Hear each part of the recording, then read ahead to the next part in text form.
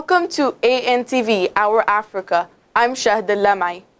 Thousands of people marched through the South African city of Durban to protest against anti-immigrant violence that left 6 people dead.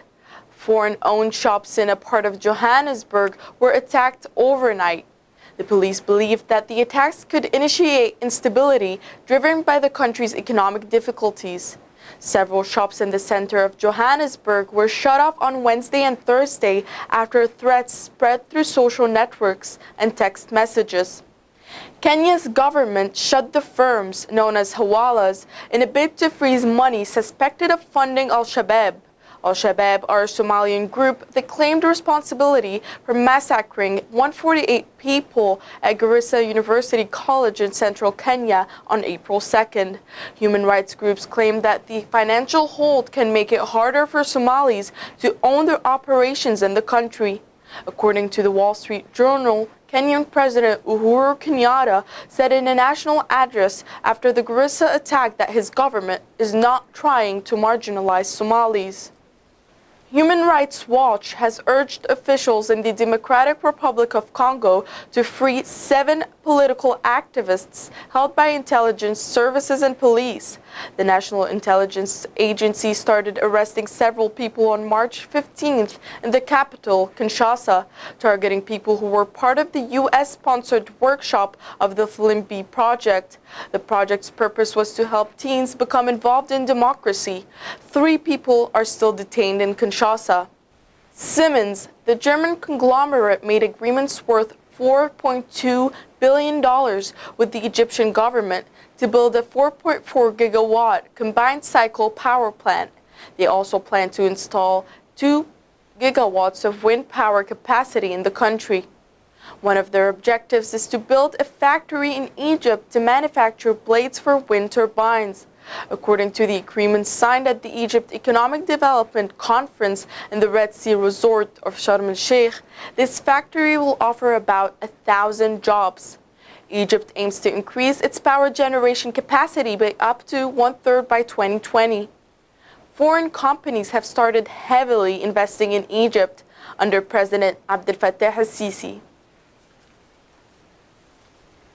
Sudanese rebels intervened in South Kordofan on Wednesday, interrupting the voting for the country's presidential and parliamentary elections. After a low voter turnout, the country's election body extended the polls by an extra day.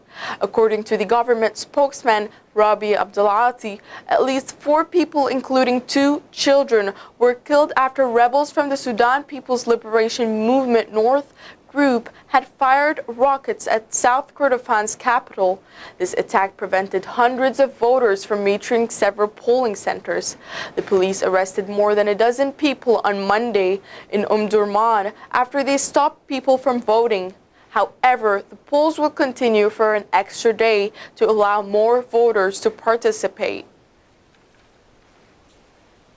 According to the Security Minister, David Mahlubu, authorities detained a 15-year-old girl from Cape Town, South Africa, at the city's airport after receiving information that she was leaving the country to join ISIS.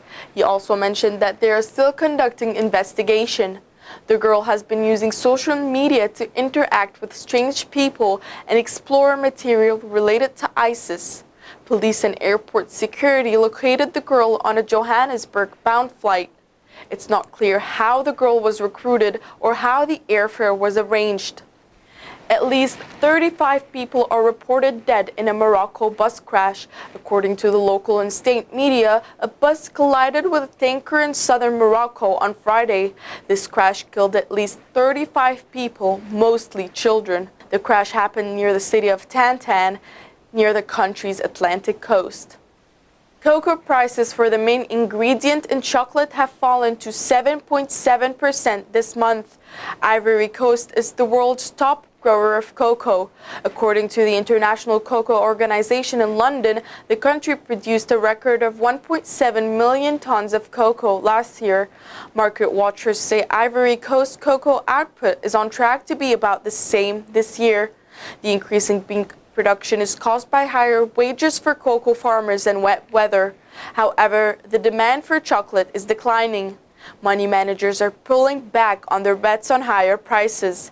Even though the demand has declined, this problem will not stay for long. People's demand for chocolate will definitely come back. For Our Africa on ANTV, I'm Shahd Lamai. Remember, Africa is your Africa and mine too. Thanks for watching.